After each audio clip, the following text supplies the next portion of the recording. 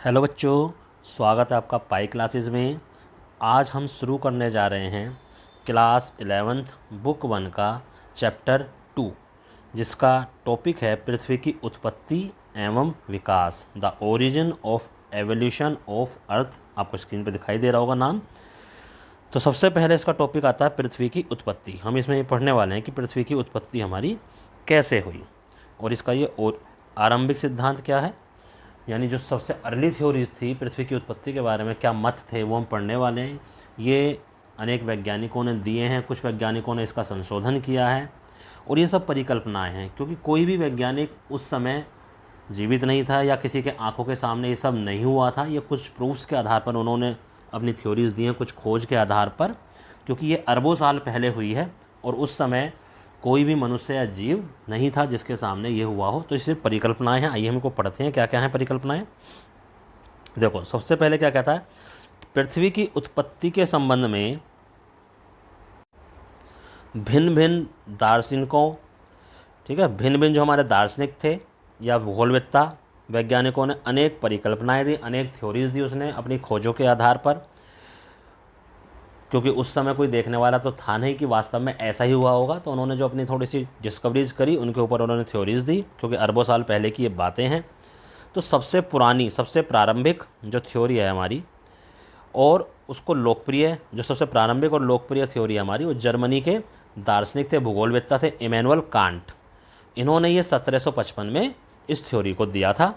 फिर इस थ्योरी में 1796 में गणितज्ञ लाप्लेस ने इसका संशोधन किया, मॉडिफिकेशन किया और इसको फिर बाद में निहारिका परिकल्पना के नाम से जाना गया, इस थ्योरी को। अब निहारिका परिकल्पना क्या कहती है? निहारिका जो होता है हाइड्रोजन और बादल, हाइड्रोजन और हीलियम के गैस के बादल होते हैं ये। तो निहारिका परिकल्पना क्या कहती है कि ग्रहों का जो निर्माण है वो धीमी गति से घूमते हुए पदार्थ से हुआ, जिसका संबंध सूर्य की अवस्था से है। ब्रह्मांड में जो पदार्थ घूम रहे हैं, धूल कण हैं, गैसें हैं और चीज़ें हैं, वो धीमी गति से जो घूम रहे हैं, उनके जो बादल हैं, उनका जो ग्रहों का निर्माण उनसे हुआ और जिसका संबंध सूर्य की युवा अवस्था से है, यह वो कह रहे हैं।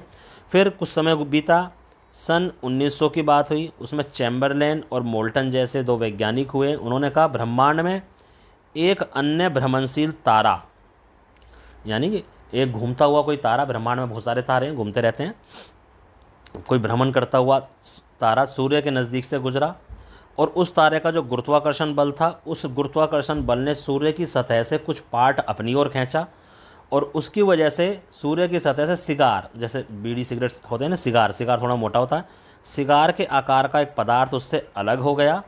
और जब तारा सूर्य से दूर चला गया तो ये जो पदार्थ उससे अलग हुआ था, ये सूर्य से निकला और सूर्य के ही, क्योंकि सूर्य से निकला था इसलिए सूर्य के ही वो चारों ओर उसने चक्कर काटना शुरू कर दिया, घूमने लगा और धीरे धीरे संघनित होकर, संघनित यानी इकट्ठा, इसने कुछ और पदार्थ अपने साथ इकट्ठे कर करके ये ठोस अवस्था में बदल गया और उससे ग्रहों के रूप में ये परिवर्तित हो गया।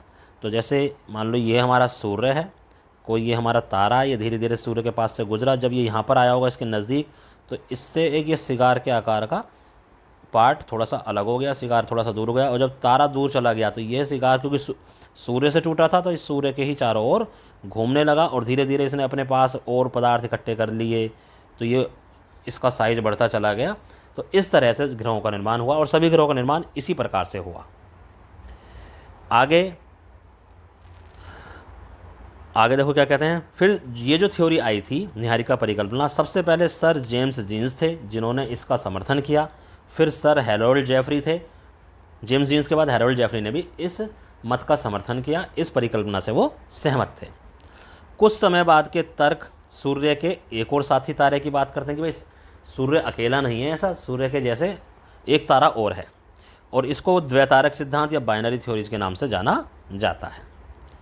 1950 में रूस के ऑटोसमिड व जर्मनी के कार्ल वाई जास्कर, ये दो वैज्ञानिक थे।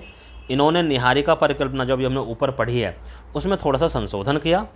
इन्होंने कहा कि सूर्य एक और निहारिका से घिरा हुआ है, यानी एक उसके चारों तरफ एक निहारिका और है, जिसमें निहारिका एक्चुअल में होती क्या, निहारिका बादल होते हैं जिसमें कुछ गैसें होती हैं, हाइड्रोजन, हीलियम और कुछ धूल कण होते हैं। तो इस निहारिका में क्या थे, हाइड्रोजन, हीलियम और धूल कणों से बनी थी। ये कण आपस में घर्षण करते रहते थे और आपस में टकराते रहते थे, और एक चपटी जैसे हमारी प्लेट होती है इस तरह की एक तस्तरी के आकार के बादल का इससे निर्माण हुआ। फिर उनमें आपस में कुछ अभिवृद्धि यानी कुछ उनमें वृद्धि होती रही, कुछ आपस में कुछ ना कुछ घर्षण क्रियाएँ होती रही। इस क्रियाओं के कारण उसमें ग्रहों का निर्माण हुआ। आइए मैं इसको आपको एक चित्र के अनुसार दिखा देता हूँ। ये देखिए, ये हमारा बीच में सूर्य है, आपको दिखाई दे रहा होगा। बीच में हमारे पास ये छोटा सा जो पॉइंट है ये सूर्य है, इसके चारों तरफ ये पदार्थ हैं, और इन पदार्थों में ये देखिए ये बीच में हमारे पास ये सूर्य है, ये इसके तरफ ये ऊपर चारों तरफ ये पदार्थ हैं छोटे छोटे छोटे छोटे, ये इसके सूर्य की तरफ से घूमते गए, ये इधर घूमते चले गए, और ये निहारिका से सूर्य हमारा घुरा हुआ है, और देखो ये चपटी तस्तरी हमारे पास बन गई। तो इसमें इसी तरह प्रकार से अभिक्रियाएँ होती रही, और बीच बीच में ये संघनित होते रहे, और धीरे धीरे ये जो आपको पाथ दिखाई दे रहे हैं, कोई ग्रह यहाँ बन गया, कोई ग्रह यहाँ बन गया, कोई ग्रह यहाँ बन गया, तो इस तरह से ग्रह बनते चले गए, और फिर इसके चारों ओर, किसके चारों ओर, सूर्य के चारों ओर ये घूमने लगे। तो इस चित्र से थोड़ा सा हमें इस चीज़ का आइडिया लग जाता है। अब करते हैं जो ब्रह्मांड की उत्पत्ति हुई है या पृथ्वी की उत्पत्ति हुई है उसका आधुनिक सिद्धांत क्या हो। तो प्रारंभिक सिद्धांत तो जो हमने पढ़ा पुराने मत थे, थोड़ा सा आधुनिक सिद्धांत जो लेटेस्ट थ्योरी जो चल रही है ब्रह्मांड की, ओरिजिन ऑफ यूनिवर्स, इसको ब्रह्मांड की उत्पत्ति भी कह सकते हैं, पृथ्वी की उत्पत्ति भी कह सकते हैं। मॉडर्न थ्योरीज क्या हैं, क्या तो आधुनिक समय में ब्रह्मांड की उत्पत्ति का सबसे मान्य सिद्धांत जो सभी वैज्ञानिक आज की डेट में से मानते हैं वो है बिग बैंग सिद्धांत। बिग बैंग सिद्धांत आपने नाम इसका सुना होगा। इसका दूसरा नाम विस्तृत ब्रह्मांड परिकल्पना भी इसको कहा जाता है। बिग बैंग सिद्धांत को विस्तृत ब्रह्मांड परिकल्पना, इंग्लिश में बोलेंगे तो एक्सपेंडिंग यूनिवर्स हाइपोथेसिस, यानी जो यूनिवर्स है वो एक्सपेंड हो रहा है उसको हाइपोथेसिस को इसको बोला जाता है। सबसे पहले 1920 में किसने दी, ये एडविन हब्बल ने दी थी। इस बात के प्रमाण दिए कि ब्रह्मांड का विस्तार हो रहा है, ब्रह्मांड अपना साइज बढ़ा रहा है। तो समय बीतने के साथ आकाशगंगाएं एक दूसरे से, आकाशगंगाएं क्या होती हैं, आकाशगंगाएं तारों का समूह होती हैं, आगे पढ़ेंगे हम अभी आगे। तो आकाशगंगाएं तारों एक दूसरे से दूर होती जा रही हैं और परिणाम के स्वरूप ब्रह्मांड का विस्तार हो रहा है। उदाहरण गुब्बारे वाले, इसका आपकी बुक में गुब्बारे का उदाहरण दे रखा है कि आप जब बिना फुलाया हो गुब्बारा होता है उस पर पेन से कुछ डॉट बना लीजिए नज़दीक नज़दीक। जब आप गुब्बारे को फुलाएंगे तो क्या होगा, ये डॉट एक दूसरे से दूर होते चले जाएंगे। इसी प्रकार जो हमारी आकाशगंगाएं हैं वे एक दूसरे से हमारी दूर होती चली जा रही हैं। आगे कहते हैं वैज्ञानिक मानते हैं कि आकाशगंगाओं के बीच की दूरी तो बढ़ रही है परंतु आकाशगंगाओं की गिनती नहीं बढ़ रही, यानी आकाशगंगाओं का विस्तार नहीं हो रहा। कि आकाश हो क्या रहा है कि आकाशगंगाएं तो एक दूसरे यानी जो तारों के समय एक दूसरे दूर तो होते जा रहे हैं लेकिन कोई नई आकाशगंगाएं नहीं बन रही हैं। अब बिग बैंग जो थ्योरी है उसके अनुसार ब्रह्मांड का जो निर्माण हुआ वो निम्न अवस्थाओं में हुआ। सबसे पहली जो अवस्था है उसमें कहता है आरंभ में वे सभी पदार्थ जिनसे ब्रह्मांड बना हुआ, यानी ब्रह्मांड में जितने भी पदार्थ हैं, गैस हैं, धूल कण हैं, एस्ट्रॉयड हैं, जो भी कुछ हैं, सब एक छोटे गोलक के रूप में थे। यानी एक छोटा सा गोलक था ये इस तरह का, यहाँ पर ये देखो मैंने बना के दिखाया, ये छोटा सा एक गोलक था और एक ही स्थान पर ये सारे के सारे जो ब्रह्मांड में पदार्थ हैं ये सब एक ही जगह पर स्थित थे और कुछ कहीं पर था ही नहीं, ये कहते हैं। कहते हैं इनका आयतन, इसका जो आयतन है वो अत्यधिक सूक्ष्म, बहुत छोटा था ये, और इसका टेम्परेचर बहुत ज़्यादा था और इसका घनत्व भी बहुत ज़्यादा। घनत्व क्या होता है, जब कोई मान लो बहुत सारी डॉट में नज़दीक जैसे ये है, ये बहुत सारी डॉट में नज़दीक नज़दीक बना दूँ तो इसका घनत्व ज़्यादा है और कोई डॉट में दूर दूर बना दूँ तो ये घनत्व कम होता है। घनत्व से मीनिंग हमारा ये है। उसके बाद क्या हुआ, ये जो हमारा टाइनी बॉल था, ये सारे पदार्थ इसी में सम्मिलित थे, इसमें एक विस्फोट हुआ। वो यही बोल रहा है कि बिग बैंग प्रक्रिया के दौरान इस छोटे गोलक में एक भीषण विस्फोट हुआ जिसके परिणाम स्वरूप एक वृहत विस्तार हुआ, यानी बहुत बड़ा विस्तार हुआ। ये सारे पदार्थ इधर उधर ब्रह्मांड में फैल गए। यह सर्वमान्य है, सब मानते हैं इस बात को कि बिग बैंग, ये बैंग है ना कि बैंक, ये बैंग है। बिग बैंग की घटना आज से तकरीबन 13.7 अरब वर्ष पहले हुई। तो देखो कितने सालों पहले हुई।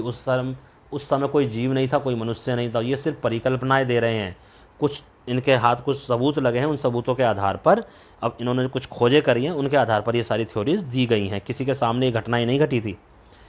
तो कहते हैं सर्वमान्य है, सभी वैज्ञानिक इस बात को मानते हैं कि ये कितने समय पहले हुई थी, 13.7 पहले हुई अरब वर्ष। जबकि ब्रह्मांड का विस्तार तो आज भी जारी है, यानी आकाशगंगाएं आज भी एक दूसरे से दूर होती जा रही हैं।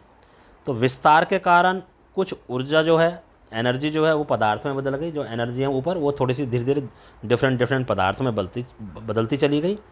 विस्फोट के एक सेकंड बाद ही, छोटे से देखो, विस्फोट के बाद 1 सेकंड के भी छोटे से हिस्से के अंदर ही बहुत बड़ा विस्तार हुआ था, क्योंकि जब विस्फोट होता है तो एकदम से पदार्थ इधर उधर फैल जाते हैं और फिर विस्तार की गति धीमी पड़ जाती है। दूर जाकर भाई एकदम से तो बहुत तेज़ी से फैलते हैं और फिर वो गति जो है हमारी धीमी धीमी होती जाती है। बिग बैंग होने के पहले 3 मिनट में, जब बिग बैंग हुआ यानी जब ये विस्फोट हुआ, तो पहले 3 मिनट में ही पहले परमाणु का निर्माण हुआ। जो पहला परमाणु बना, परमाणु छोटा सा होता है, अणु उससे भी छोटा होता है, ये आपने साइंस में पढ़ा होगा। आगे कहता है बिग बैंग की जब घटना हुई उसके 3 लाख वर्षों के दौरान तापमान 4500 केल्विन तक गिर गया, यानी कम हो गया, और परमाणुीय पदार्थ का निर्माण हुआ। यहाँ तो परमाणु बना और यहाँ परमाणु से बने जो पदार्थ है, परमाणुीय पदार्थ यानी परमाणु से बने जो पदार्थ हैं उनका निर्माण हुआ, और ब्रह्मांड हमारा पारदर्शी हो गया, यानी ब्रह्मांड में हम देख सकते थे। ब्रह्मांड के विस्तार का अर्थ है आकाश गंगाओं का एक दूसरे से दूर होना, यह हमने ऊपर बता ही दिया। हायल एक वैज्ञानिक थे। हायल ने इस विकल्प स्थिर अवस्था, ये जो हायल था एक वैज्ञानिक, उसने बिग बैंग थ्योरी का भी एक वो दिया विकल्प। उन्होंने कहा स्थिर अवस्था संकल्पना। तो हायर ने एक अपनी एक थ्योरी दी, क्या कहा, स्थिर अवस्था संकल्पना, स्टेडी स्टेट कॉन्सेप्ट के नाम से दिया। इनके अनुसार ब्रह्मांड किसी भी समय एक जैसा रहा। इन्होंने कहा ये जो ऊपर तुम बकवास कर रहे हो ना, ऐसा कुछ नहीं हुआ ब्रह्मांड में, ब्रह्मांड जैसा आज है हमेशा से ही वैसा रहा, परंतु ब्रह्मांड विस्तार के प्रमाण मिल चुके हैं, इसलिए हायल की बात बेकार है। तो बिग बैंग थ्योरी ही सबको पसंद है और उसी को वो मानते हैं। तो देखिए यहाँ पर मैं आपको एक फिगर आपकी बुक में दे रखी है, इसको मैं आपको बताता हूँ। तो पहले एक छोटा सा गोलक ये था, देखो ये आग सी जल रही है, ये विस्फोट हुआ, इसमें विस्फोट होने से ये पदार्थ थोड़े थोड़े अलग हो गए, ठीक है। अब ये पदार्थ हमारे अलग हुए, फिर ये यहाँ पर जाकर और अलग हो गए, और ये देखो धीरे धीरे ये फैलते ही जा रहे हैं। तो इस प्रकार ब्रह्मांड का हमारा विस्तार होना शुरू हुआ था, जो कि हमारी बिग बैंग थ्योरी के नाम से जाना जाता है। नेक्स्ट टॉपिक आता है तारों का निर्माण। अब हम तारों के निर्माण के बारे में बात करेंगे। तारों का निर्माण कैसे हुआ? तो ब्रह्मांड में ये सब चीज़ें धीरे धीरे बनी थी, ऐसे नहीं कि शुरुआत में सब कुछ बन गया। कहता प्रारंभ में ब्रह्मांड में ऊर्जा और पदार्थ का वितरण एक समान नहीं था। कहने का मतलब वितरण होता है फैलाव। जो ब्रह्मांड में ऊर्जा है यानी एनर्जी जो है, और पदार्थ, ये नहीं कि पूरे ब्रह्मांड में एक जैसी फैली हुई थी, कहीं पर ज़्यादा थी, कहीं पर कम थे, कहीं पर पदार्थ ज़्यादा थे और कहीं पर कम थे, कहीं पर ब्रह्मांड में कुछ भी नहीं था। तो इस प्रकार से हमारा ब्रह्मांड था।